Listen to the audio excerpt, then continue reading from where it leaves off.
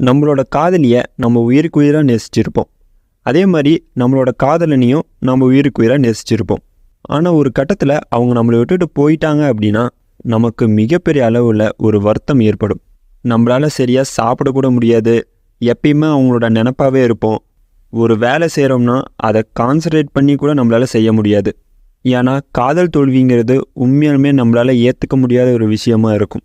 சரி, இந்த காதல் தோல்வியிலேருந்து நான் எப்படி வெளியில் வர்றது, நான் என்னென்ன செய்யணும் அப்படின்னு இந்த காணொலியில் நம்ம முழுமையாக பார்ப்போம். முதல் விஷயம், அவங்கள எப்படியாவது மறந்துடணும் அப்படின்னு மட்டும் நினைக்காதீங்க. ஏன்னா ஒரு விஷயம் நீங்கள் மறக்கணும்னு நினைக்கும்போது உங்கள் மைண்ட் என்ன செய்யும்னா, நீங்கள் என்ன விஷயம் மறக்கணும்னு நினைக்கிறீங்களோ அதை திரும்ப திரும்ப நினைவுபடுத்திக்கிட்டே இருக்கும். அப்போது உங்களால் சரியாக அவங்கள மறக்கக்கூட முடியாது.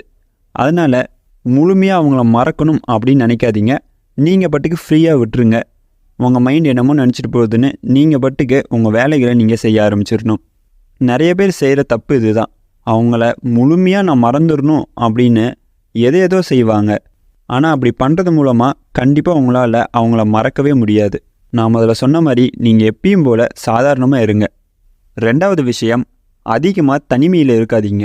ஏன்னா நீங்கள் தனிமையில் இருக்கும்போது கண்டிப்பாக அவங்களோட ஞாபகம் உங்களுக்கு வந்துக்கிட்டே இருக்கும். அப்படி அவங்களோட ஞாபகம் வர வர நீங்கள் இன்னும் சோகத்தில் போயிடுவீங்க. உங்களால் அடுத்து நம்ம என்ன செய்யலான்னு யோசிக்க கூட முடியாது. அதனால் தனிமையில் இருக்கிறத நீங்கள் கொஞ்சம் அவாய்ட் பண்ணிக்கணும். நான் ஏன் சொல்கிறேன்னா, நீங்கள் சாதாரணமாகவே எடுத்துக்கோங்களேன். நம்ம தனிமையில் இருக்கும்போது தான் ஏதேதோ நம்ம மைண்டுக்குள்ளே ஓடிக்கிட்டே இருக்கும். அந்த நேரத்தில் நாம் அடுத்த விஷயத்தை யோசிக்க கூட முடியாது. ஏற்கனவே சோகத்தில் இருப்பீங்க, உங்களை இன்னும் சோகத்தில் அதிகமாக தள்ளிடும். அதனால் தனிமையில் இருக்க அவாய்ட் பண்ணிவிட்டு உங்கள் ஃபேமிலி மெம்பர்ஸ் கூட பேசுங்க, அவங்களுக்கு உதவி செய்யுங்க, வீட்டில் ஏதோ சின்ன சின்ன வேலைகள் செய்யுங்க. இதெல்லாம் நீங்கள் செய்கிறது மூலமாக நீங்கள் தனிமையில் அவ்வளோ சீக்கிரம் இருக்க மாட்டீங்க. ஏன்னா ஒரு வேலையை செய்யும்போது அதில் கான்சன்ட்ரேட் பண்ண ஆரம்பிச்சிருவீங்க. அப்போது அவங்களோட நினப்பு அவ்வளோவா உங்களுக்கு வராது. அதனால தான் சொல்கிறேன், தனிமையில் இருக்கிறத அவாய்ட் பண்ணிவிட்டு ஏதோ சின்ன வேலை இருந்தால் கூட அதை செய்யுங்க. மூணாவது விஷயம், ரொம்ப முக்கியமான விஷயம், நண்பர்களோட அதிகமாக பேசுங்க. இல்லைன்னா நண்பர்களை கூட்டிகிட்டு அதிகமாக வெளியில் சுற்றுங்க. ஏன்னா நம்மளோட ஃபேமிலி மெம்பர்ஸ் கூட பேசும்போதும் சரி, இல்லைன்னா நம்ம ரிலேட்டிவ்ஸ் கூட பேசும்போதும் சரி, இவங்கக்கிட்ட பேசும்போது நமக்கு கிடைக்கிற மகிழ்ச்சியை விட நம்ம நண்பர்களோட பேசும்போது அதிக அளவில் மகிழ்ச்சி கிடைக்கும். நீங்கள் எவ்வளோ சோகத்தில் இருந்தாலும் சரி, உங்கள் நண்பர்களோடு நீங்கள் பேசும்போது அந்த சோகம்லாம் நீங்கள் மறந்துடுவீங்க. இப்போது நம்மளோட காதல் தோல்வியை நம்ம நண்பர்கள்கிட்ட சொல்லும்போது அவங்க ஒரு விஷயம் சொல்லுவாங்க, விடு பார்த்துக்கலாம் அப்படிங்கிற ஒரு விஷயத்த சொல்லுவாங்க. அது சொல்லும்போதே நமக்கு கொஞ்சம் சந்தோஷம் வரும், ஒரு தைரியம் நமக்குள்ளே வரும். அதனால தான் சொல்கிறேன், முடிஞ்ச அளவுக்கு உங்கள் நண்பர்களோட பேசுங்க, அவங்கள கூட்டிகிட்டு வெளியில் போங்க, ஜாலியாக இருங்க.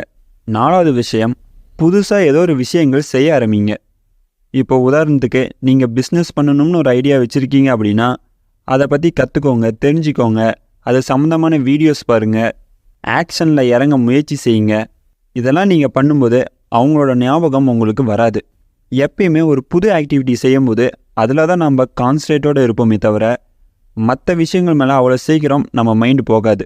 புது விஷயங்கிறது பிஸ்னஸ் மட்டும் இல்லைங்க, ஏதோ ஒரு விஷயங்கள். எனக்கு புத்தகம் படிக்கிற ஆசை இருக்குது, ஆனால் இது வரைக்கும் நான் படித்ததில்லை அப்படின்னா வாங்கி படிக்க ஆரம்பிங்க. ஏதோ ஒரு ஆக்டிவிட்டி செஞ்சாலும் சரி, இல்லை புதுசாக ஏதோ ஒரு விஷயங்கள் நீங்கள் கற்றுக்கணும்னு நினச்சாலும் சரி, இதுவும் ஒரு நல்ல விஷயம்தான். ஆனால் கற்றுக்கிட்ட விஷயங்களை நீங்கள் ஆக்ஷனில் இறங்கவும் முயற்சி செய்யணும். இதெல்லாம் நீங்கள் செய்யும்போது உங்கள் காதலன் இல்லைன்னா காதலி இவங்களோட ஞாபகம் உங்களுக்கு வராது. அஞ்சாவது விஷயம், இது வரைக்கும் உங்களுக்குன்னு ஒரு லைஃப் கோல் இல்லைன்னா இப்பயாச்சும் செட் பண்ணுங்கள். ஏன்னா நீங்கள் எப்போ லைஃப் கோலை நோக்கி ஓட ஆரம்பிக்கிறீங்களோ இந்த பிரேக்கப்லாம் உங்களுக்கு அவ்வளோ பெருசாக தெரியாது. ஏன்னா உங்கள் லைஃப் கோலை நோக்கி நீங்கள் ஓடிட்டு இருக்கும்போது அதில் தான் நீங்கள் கான்சன்ட்ரேட் பண்ணுவீங்க. எப்படி நம்ம வெற்றி அடையலாம், நம்ம என்ன செய்யலாம் அப்படின்னு யோசிச்சுக்கிட்டே இருப்பீங்க. அப்படிலாம் நீங்கள் யோசிக்கும்போது இந்த காதல் தோல்விங்கிறது அவ்வளோவா உங்களுக்கு பெருசாக தெரியாது. அதனால தான் சொல்கிறேன், லைஃப் கோலுங்கிறது ரொம்ப முக்கியம். ஏன்னா லைஃப் கோல் இருந்தால் தான் நீங்கள் எதை நோக்கி ஓடுறீங்கன்னு உங்களுக்கும் தெரிய வரும், உங்கள் ஃபேமிலி மெம்பர்ஸுக்கும் தெரிய வரும். சில பேருக்கு என்னோடய லைஃப் கோல் நான் எப்படி செட் பண்ணுறதுன்னு தெரியாமல் இருக்கும். இது சம்மந்தமாக நம்ம லைஃப் கோலை நம்ம எப்படி செட் பண்ணுறதுன்னு நான் ஏற்கனவே வீடியோ போட்டிருக்கேன். பார்க்காதவங்க கீழே டிஸ்கிரிப்ஷனில் லிங்க் கொடுக்குறேன், கண்டிப்பாக பாருங்கள். கடைசி ஆறாவது விஷயம், எக்ஸசைஸ் பண்ணுறது, இல்லைன்னா யோகா பண்ணுறது, இல்லைன்னா ஜிம்முக்கு போகிறது. இதெல்லாம் நீங்கள் செய்யணும். உங்கள் உடம்பை நீங்கள் ஹெல்த்தியாக பார்த்துக்க ஆரம்பிக்கணும். நீங்கள் நிறைய படங்களில் பார்த்துருப்பீங்க, ஒரு காதல் தோல்வி அடைஞ்சிட்டாங்க அப்படின்னா உடனே ஜிம்மில் போய் சேர்ந்து எக்ஸசைஸ் பண்ண ஆரம்பிச்சிருவாங்க. அதெல்லாம் ஏன் செய்கிறாங்க அப்படின்னா, நீங்கள் அதில் கான்சன்ட்ரேட் பண்ண ஆரம்பிச்சிருவீங்க. உங்கள் ஹெல்த்துக்கு நீங்கள் அதிகமாக கான்சன்ட்ரேட் பண்ணி நீங்கள் ஆரோக்கியமாக இருக்கன்னு நினைப்பீங்க. அதனால தான் சொல்கிறேன், ஜிம்முக்கு போய் நீங்கள் எக்ஸசைஸ் பண்ணாலும் சரி, இல்லைன்னா வீட்டில் இருந்தே நீங்கள் யோகா செஞ்சாலும் சரி, ஏதோ ஒரு ஆக்டிவிட்டியை நீங்கள் செய்யுங்க. கண்டிப்பாக இதெல்லாம் பெரிய அளவில் உங்கள் மனசு ஒரு புத்துணர்ச்சியை கொடுக்கும். நான் சொன்ன இந்த விஷயங்களை ஃபாலோ பண்ணாலே போதும், காதல் தோல்வி சோகத்திலிருந்தே நீங்கள் சுலபமாகவே வெளியில் வந்துடலாம். மறக்காமல் நம்ம சேனலை சப்ஸ்கிரைப் பண்ணிக்கோங்க, பெல் பட்டனையும் ஆன் பண்ணிக்கோங்க. அப்போ தான் நாங்கள் போடுற வீடியோஸ் உங்களுக்கு நோட்டிஃபிகேஷனாக வரும். மீண்டும் மற்றொரு காணொளியில் சந்திப்போம். இது உங்கள் சர்வே மீன் சேனல். நன்றி, வணக்கம்.